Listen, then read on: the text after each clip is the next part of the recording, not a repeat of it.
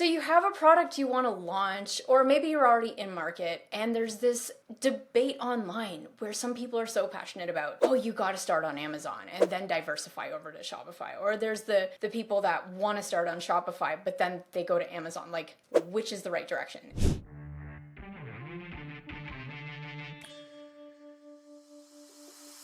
This conversation today kind of stemmed from kind of joking around a LinkedIn post where, like, Brett, what happened a couple months ago? You posted about this, just asking which platform do you e-commerce gurus recommend, and like, what happened? Yeah, so I posted on LinkedIn and I posted on Twitter, or the app formerly known as Twitter. I posted on X before it was X. And the feedback was kind of crazy. So a lot of engagement on LinkedIn. A lot of debating happening on Twitter and people getting after each other. Like, no, it's this. No, it's this way. No, you're wrong. So it was really a hot button issue, which was super fun to watch.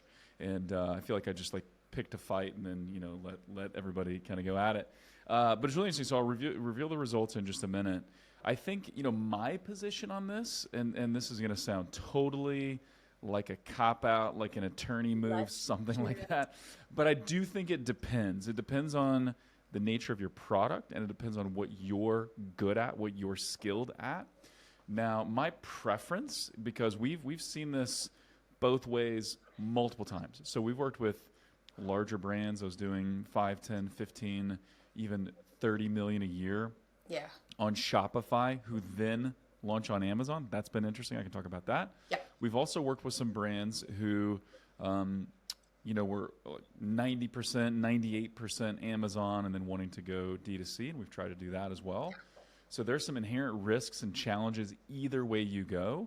Yeah. But I think a lot of it does come down to skill set. But I'm happy to one, reveal the results, and two, reveal my preference. Yes. But I wanted to kind of give that overview first.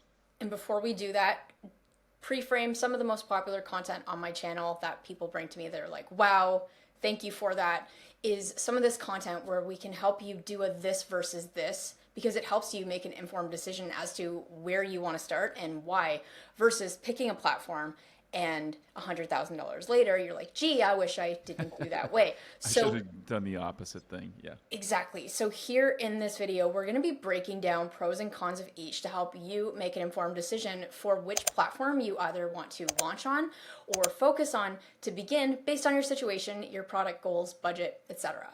And Brett, before we get into this, can we do a quick introduction again? Because I know you've been on the channel before, but Brett is the CEO with OMG Commerce, and can you just do a quick overview of the work you do and stuff?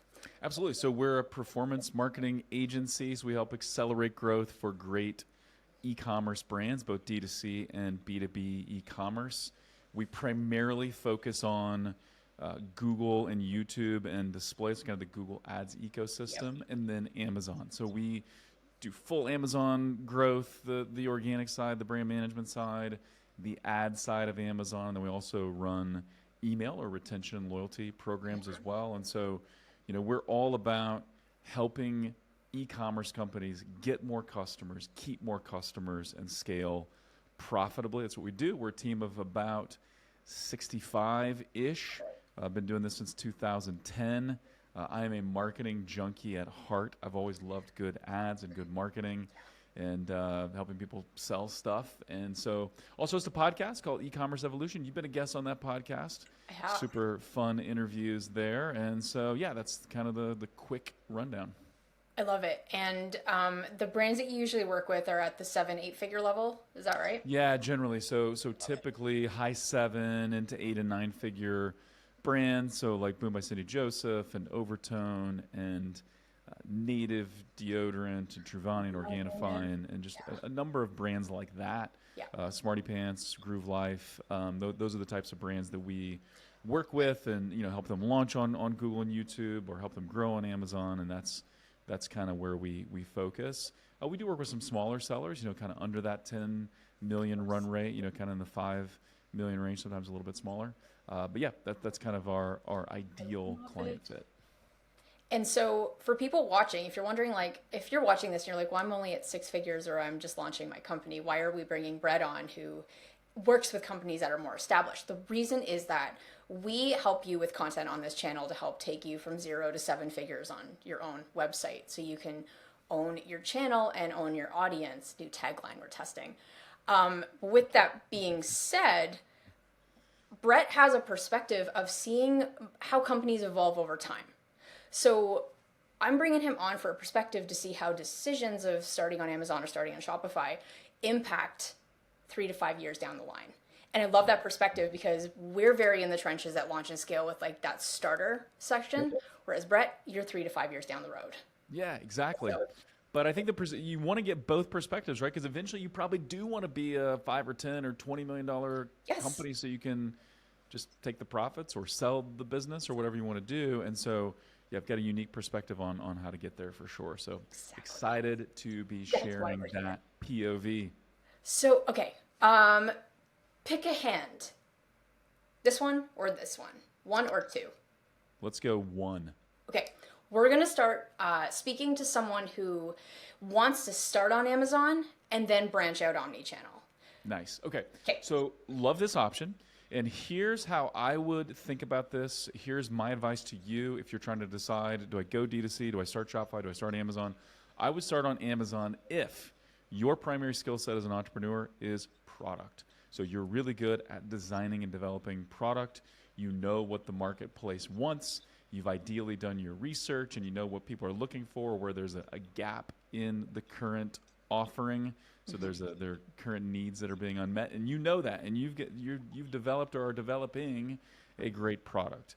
And then what you're not particularly great at is things like driving traffic and crafting offers and building creatives and building a brand, right? Because those are I think those are the most valuable skill sets you can have as a marketer, right? Is to understand offers and creative and brand building. That's really where it all begins. But if that's not a skill set for you, but you're a product person, I would start on Amazon because Amazon's got the traffic. Amazon's got the trust. And you can build a brand on Amazon. It's not just about selling products. Now, it's not as easy as it used to be, right? 5 or 10 years ago, certainly.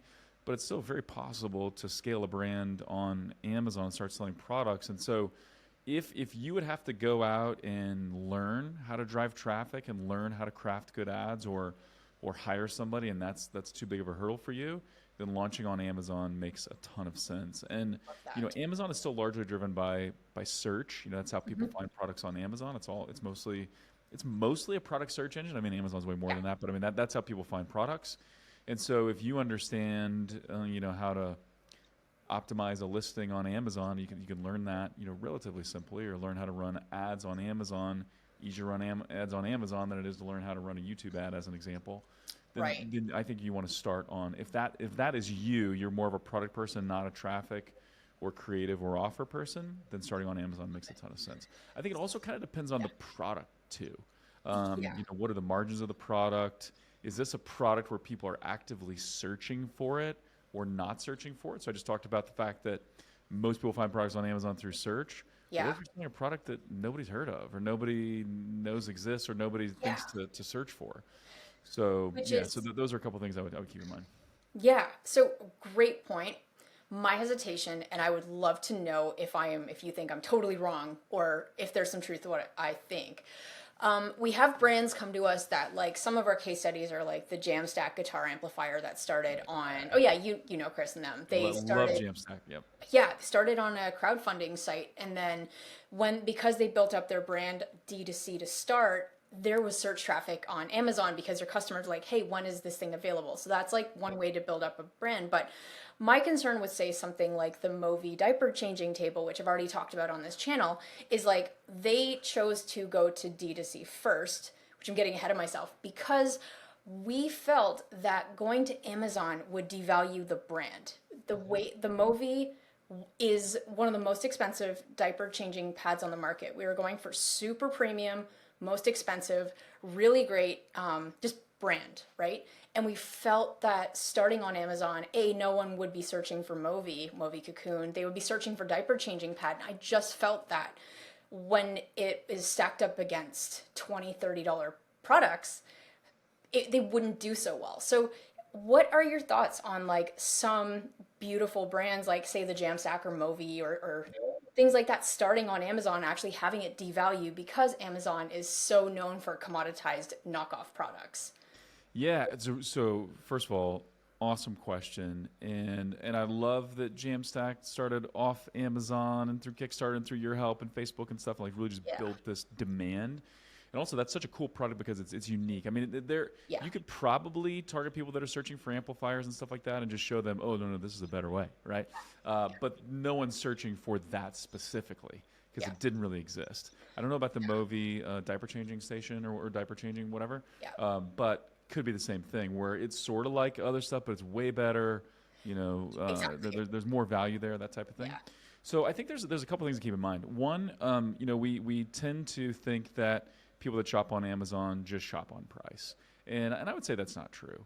I'm an Amazon shopper. I've fallen into the trap of just buying what was cheap a few times and then hating what I bought. So I'm a pretty discerning Amazon shopper. And if you look at the Amazon, the Amazon Prime household, that's a pretty, I don't know if affluent's the right word, but it's higher median income and up, right? So they're not just about price. Obviously, everybody wants deals. But what I would think about there is if your product is not easily, clearly, visually demonstrated that it's different, then you're going to have a hard time. So if you were to look at all the images, if you're something like cell phone cases or something, and I look at all the cell phone cases, they look the same, man. I can't tell, like maybe this is a different color, maybe this is different whatever. I can't tell what the difference is. Then I'm going to default to price. If I can quickly and easily tell, oh, your case is leather and it's like, it's just super cool, then maybe I'm willing to pay $50 or $70 for that. Yeah. So if it's not clearly visually different, then you're going to struggle with price. Give you another example. A friend of mine helped launch this kiddie pool product on Amazon. Yeah. And so if you look at kiddie pools, if like, hey, this one's square and this one's round, then I can sort of tell this one's the fiberglass, this one's plastic. Well, I can't really tell. Yeah. But this pool, like, I'm going to make stuff up here because I can't really remember. It had like a slide and it had like water cannons off it. Like you could look at this thing and say, this looks like a miniature water park, not a kiddie pool.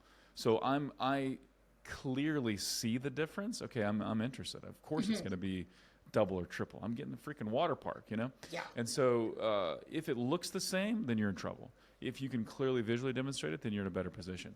If you can find someone, like Khierstyn, or you understand traffic and offers and branding, then there's a real advantage to starting off Amazon and then going Amazon. Yeah. But if not, if you're more of a product person, I think you can launch on Amazon if it's super clear the value prop. Otherwise, people will default to price. Good point. I love it. So any parting thoughts about why Amazon first, then Shopify before we switch over?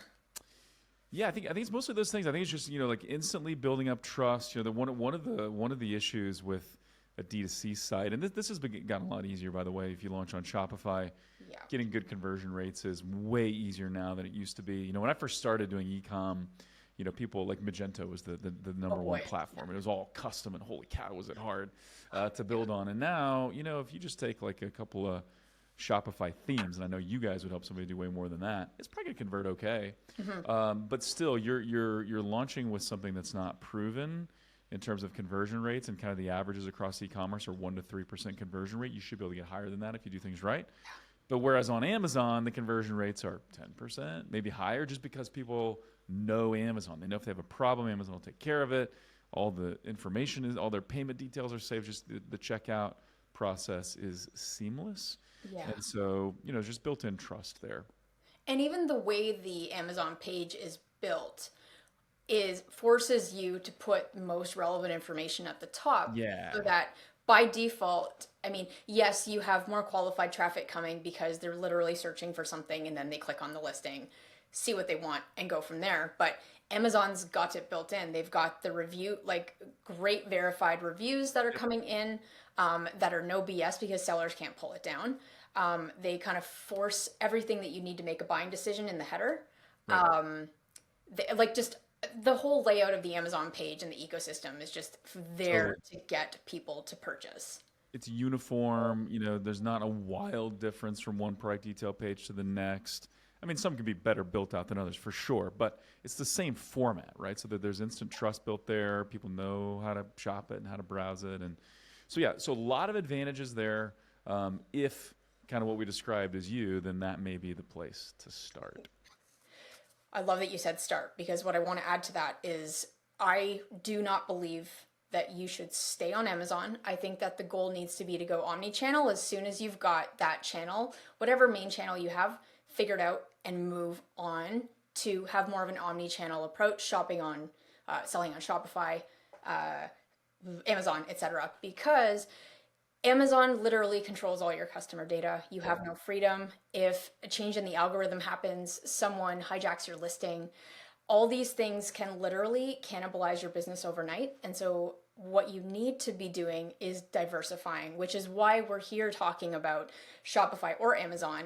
Or Shopify and Amazon. It's just a matter of like what you do first at that point. Yeah, and I think a couple things to point out there.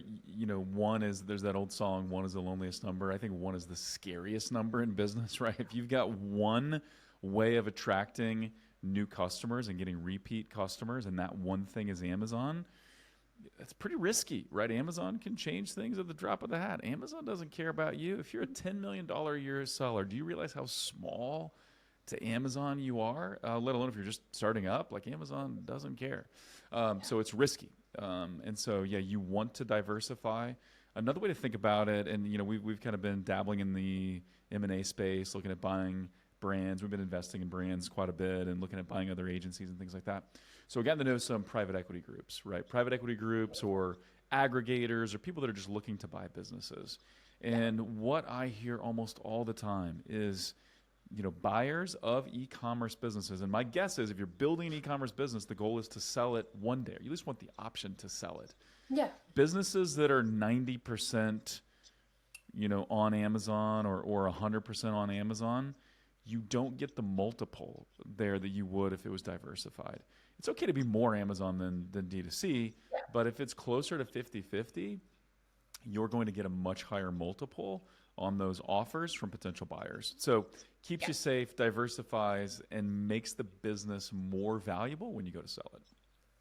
Exactly. So let's talk about Shopify first and then Amazon. So that's where you have a product, you've hopefully got some traction, you have cash flow, you have regular orders, you now have social proof, you've built a bit of an audience, and now you're like, great, we're ready to then focus on building another platform. What are your thoughts for why you would recommend starting on Shopify to Amazon with that case? Yeah, so let me I'll reveal the survey results right now because I think it fits here. Do you want me to hold out a little bit? You want me to hold out?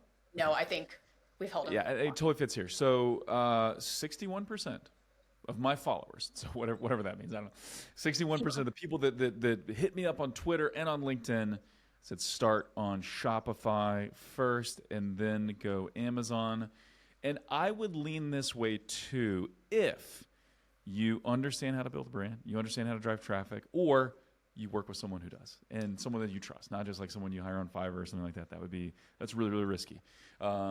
So here's what I would think about here. I believe everything in business, everything in e-commerce is about building a brand. Everything, related to selling your business is about building a brand. Now, it is not easy per se to craft offers, to create ads, to get landing pages that convert, and to drive that traffic and convert it. But if you can, then you can scale almost in unlimited fashion. And then when you go to Amazon, things can take off. So I'll give you an example. Boom by Cindy Joseph, longtime client. Shout out to Ezra Firestone, good friend of mine. So we've been managing their Google and YouTube and stuff for, I want to say 8 years, 7-8 years, something like that.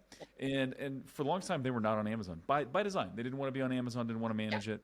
And then several years ago, maybe 3 years ago now, they decided to launch on Amazon. Now, Ezra's in a unique place where he publishes case studies and he has me publish case studies, so he's okay with me talking about numbers.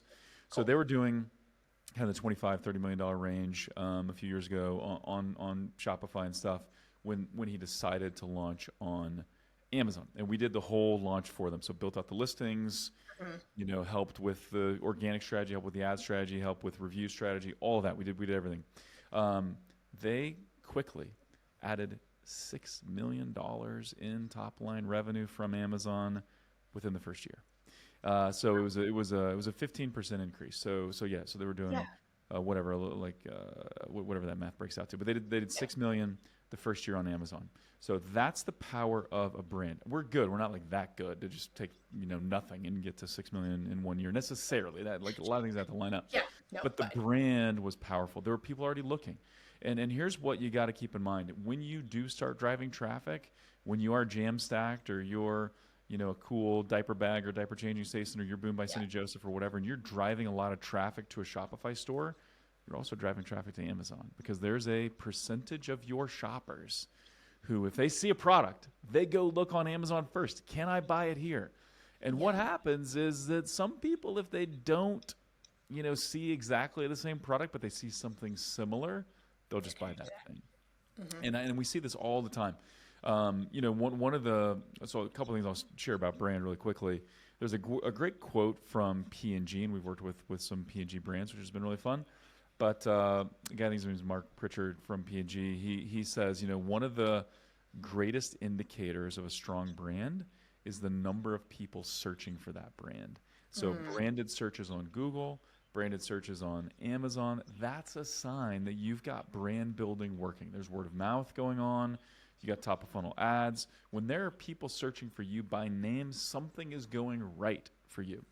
And so that's something to think about for sure. So you want to build in such a way that people are searching for your brand. But here's the thing. We're not Nike and we're not Adidas and we're not like a major car manufacturer. Let's talk cars for a minute. I'm more of a Toyota guy, not super flashy, but I like Toyotas. But if I'm searching for, Toyota, whatever, Toyota 4Runner, just bought my wife a 4Runner about a year ago. If, something else popped up, Nissan Pathfinder, I wouldn't be like, oh, never thought of that. Okay, I'll buy that. Like, I'm looking for a Toyota, and I'm brand loyal to Toyota. However, and same with I like Nike and Adidas, actually. I'm not sure if that's okay, but I do. But if I'm searching for one, I'm probably going to buy that one because that's what I'm interested in. But that's not the same case for most other brands, right? If it's Boom by Cindy Joseph, and I just saw an ad yesterday, and I was like, well, that's cool, but I've got no brand loyalty there. If I see that, and then I go to Amazon, if there's something that looks similar and it's got good reviews and price is good, I might try it, right? Just because it's easier to check out on Amazon than it is to go somewhere else. So that's something to think about. So you want to build branded searches, but just because someone's searching for you by brand name does not mean they're guaranteed to convert. So those are things to keep in mind. But I like the ability, I think all things considered, if you do have the skill set or you can work with someone like you to drive that traffic to Shopify, then when you launch on Amazon, it's going to go way better and you can really take off on Amazon. And you can charge the prices you need to charge a little more easily when you've got a brand built off Amazon. That's another reason why with the Movi we launched off Amazon, because we knew we were neck and neck one of the most expensive products, and we wanted to be able to build that brand first. And I feel like we would have had more price objections had we started on Amazon, but now people go to Amazon because they know that Movi is the best and the most expensive, and they've got unique design and blah blah blah blah blah. Like we've already kind of primed them off of Amazon so that when Amazon happens, like they're more likely to buy. Love it. But And think about it. If you're driving traffic off Amazon and it's clearly more expensive, but the designs are cool and it looks cool.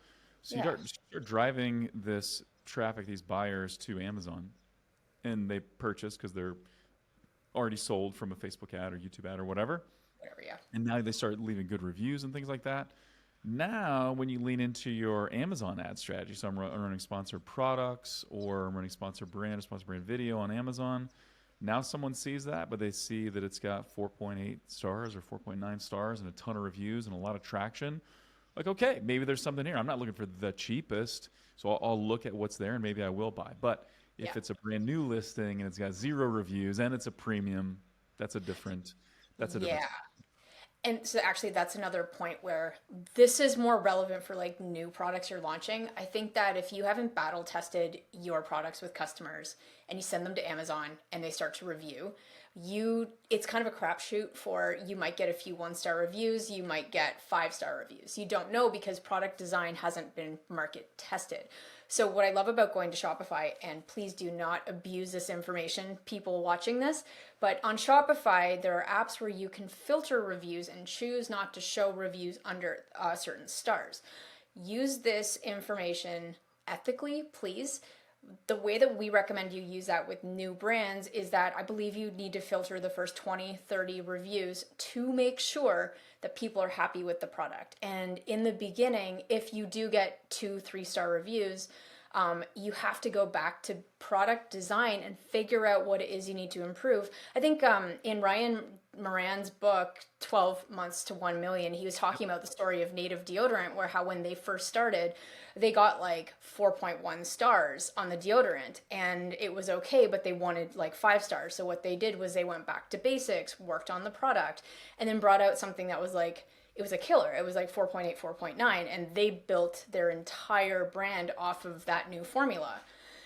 Going to Amazon too early without market tested product, you are running the risk of bad reviews, which can actually follow you for life and cannibalize your brand on Amazon. Totally. So Yeah, it can suppress your rankings, right? Amazon knows that highly reviewed and highly rated products sell better, and so you're going to rank better with better reviews and a higher review velocity. And yeah, and Moise Ali is a friend of mine. We actually worked with them kind of in the early days of Native, but they did a lot of cohort testing, right? So try this formula and these ingredients and see what that cohort does, and then try this.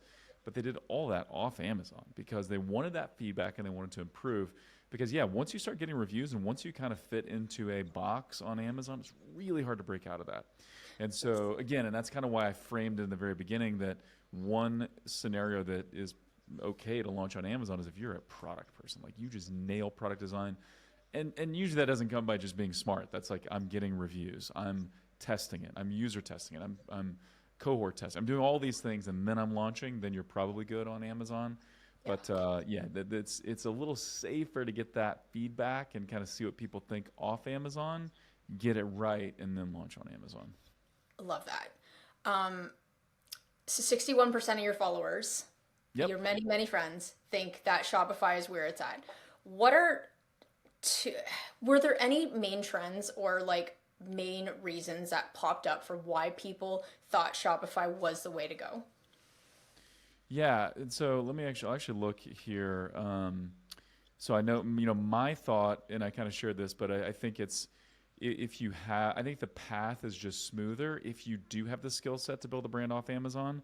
Then when you do go on Amazon, things just kind of take off like wildfire.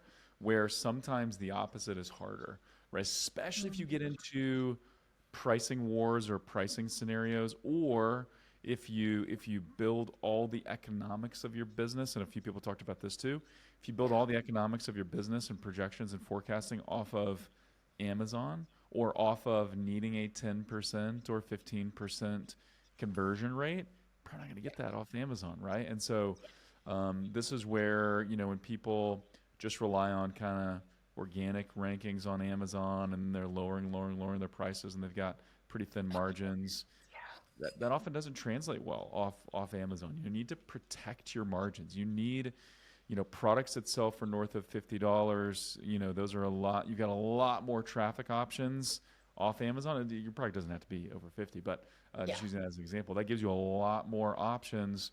Or having an AOV that's over 50 gives you a lot more traffic options. Mm-hmm. So think about those things. We've had a number of brands come to us where, hey, it's a $10 to $15 product on Amazon. It's ranking well organically. Ads are dialed in. And now they want to launch that on Shopify. There's going to be some headwinds, right? You're going to be limited on your traffic options. Probably Google Search and Google Shopping will work well for a product like that, but you probably can't go much beyond it, right?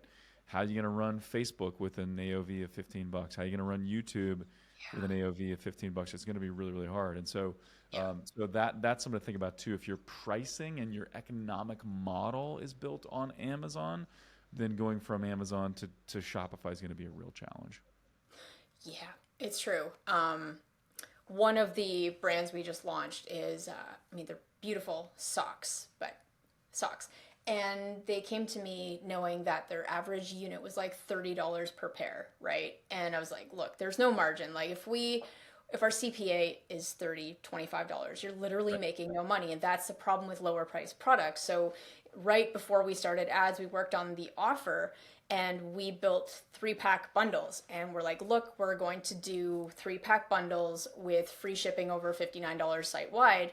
So and like making sure that's like super prominent online, and like just with that, conversions immediately. And they're now at a point where they have margins to support acquisition cost, and we can keep people coming back for orders and stuff like that. It's things like that that people don't think of off of Amazon, where you don't take into consideration having enough margin to actually acquire that customer that, again, is quickly going to put you out of business. So my vote is to start on Shopify, price yourself high, figure out your margins, and then, as you said, Amazon is just kind of a gift at that point because people are now searching for your brand. Yep, I love it. Yeah, and that's a really good way to think about it. You know, if you're selling for $30, you know, you probably want to invest 30% of that or so in ads. Yeah. So that means you can spend you can afford a $10 CAC or customer acquisition cost on that. That limits your options. There's a little bit you can do on Facebook, but not much. You can run search and shopping on Google, but you can't really run YouTube because there's a floor for ad costs for cost per thousand, you know, to be on Facebook or to be on YouTube. And so if you can get that customer acquisition cost to 30, 40, 50, and then that still works for your economic model, now you've got more traffic options. Now you can drive more interest. You can, drive new customers. You can accelerate growth. And so yeah, you got to think about the economics there. And yeah, I think you got to start with a high margin for sure. And it is a clearer path to do that off Amazon with good brand building and good direct response ads. So you and I are in the same camp, Khierstyn, and 61% of my audience is too. Love it. If you can do it, build on Shopify first. I'm going to find that LinkedIn post. Oh, I actually got it. Stats. Can you tag me in it? I will tag you, and I'll tag you in it. Yeah, I think we're already connected on LinkedIn. Awesome. Guys, we have done a nice pros and cons, Amazon versus Shopify. In the comments, which one are you excited to be on? What do you think? Do you think it should be Amazon, or do you think Shopify? Let us know. And outside of that, Brett, this has been amazing as always. If people want to learn more, omgcommerce.com. omgcommerce.com. Also check out E-commerce Evolution, the podcast. And then I'm getting pretty active on LinkedIn. So hit me up on LinkedIn. The Brett Curry, I believe, is on LinkedIn, or just search for me. And then I'm not all that active on X, honestly. But LinkedIn, hit me up there, or omgcommerce.com, and we'd love to chat. Love it. And guys, of course, if you are looking at growing your channel off of Amazon to a minimum of 7 figures in the next 12 months, be sure to go to launchandscale.co for resources and maybe even book a call. And we're going to link to a bunch of stuff below. Outside of that, thank you for your time, and we'll talk soon.